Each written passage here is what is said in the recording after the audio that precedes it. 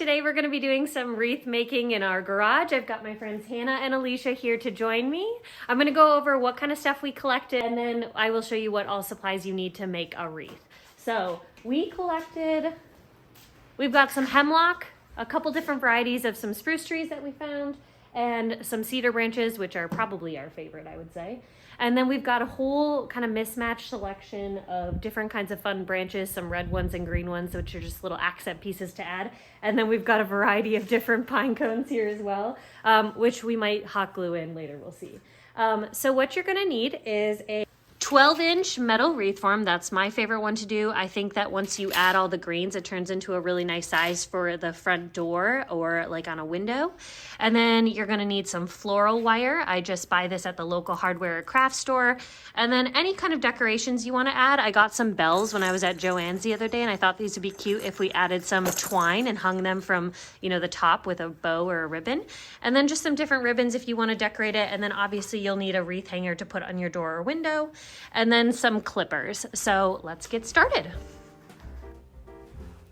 Okay, so the first step for your wreath is to grab your metal wire frame and your floral wire, and you're basically going to stretch out that wire and then wrap it. I like to wrap it at least 3 or 4 times around the metal frame, keeping a nice good tension on it, and then pulling it out to the side.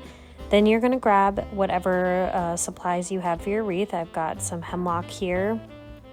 I'm going to make basically a little bundle. My bundles that I cut, the length of them are probably around 6 to 8 inches for this size of a wreath. The larger the wreath frame, the longer your pieces should be.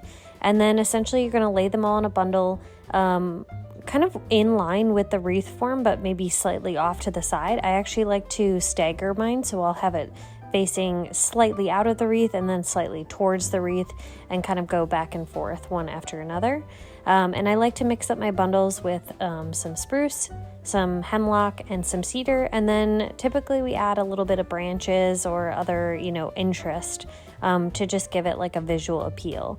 I try to keep all of my bundles about the same thickness so it's consistent all the way around. And then every time I attach it, I basically move 1 to 2 inches down. And then I grab my floral wire and I wrap 3 to 4 times around nice and tight to keep the tension. You're going to continue in this process all the way around the wreath form until you get to the very end. Each bundle can be slightly different as long as you're consistent one way or another, and then rotating them slightly in, slightly out, just keeping a nice fluid process as you go around. You don't want to have one side of your wreath weighing a lot heavier and a lot thicker than the other side of your wreath, because it won't look balanced once you hang it on a wall or a door. So just keep that in mind as you start to work around the wreath form. The last bundle of greens that you're going to add to your wreath are probably the most difficult, only because you're going to be short on space. But you're going to continue in the exact same process, but you're going to have to basically pull back the greenery from the very first one that you did, and then attach the floral wire, continuing to wrap it, and then just kind of tuck it inward. And then you're going to have to move that floral wire back and forth without intertwining or covering up the greens that you did for your very first bundle. And then I like to just make sure that at the last little part, if I need to add 1 or 2 more pieces, I do so, because this is my last chance to kind of finish off the wreath and make sure that it looks symmetrical all the way around. Once I finish that, I flip it over and I basically take that floral wire and I cut a long piece off of it. I wind it through that metal wreath, and then I loop it at least 4 or 5 times nice and tight, and this is how I'm going to end or close off my wreath. Now at this point you can be done with your wreath if you just want greenery added, but we decided to pick up some pine cones that we found, and I got out my hot glue gun and I just put them different sizes and shapes all throughout the wreath.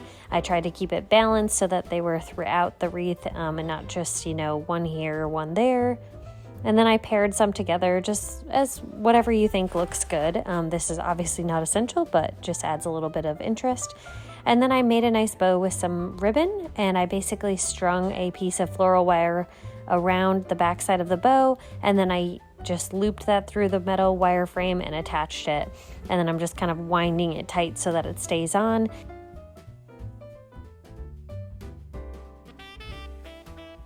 And then I thought it would be cute to add some bells. So I picked up some bells and I added some hemp string to them. And then I wound them all and hung them at different heights, tied them in a knot, and then again grabbed another piece of floral wire, wound it through that knot that I had with the twine, and then just wrapped that around my metal wreath. I thought that would be cute. I've actually never put bells on my wreath before. I usually do at least a bow. Sometimes I honestly just do greens, but all of ours turned out really cute.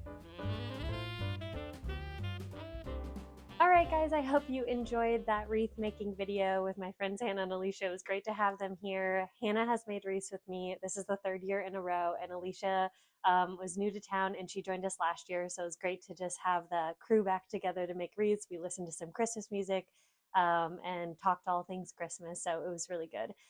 Definitely sparked my Christmas cheer for sure. So the wreath is completed. I hung it up on the door. It looks beautiful. I hope you guys enjoyed the video and I hope you feel inspired to make your own wreath too.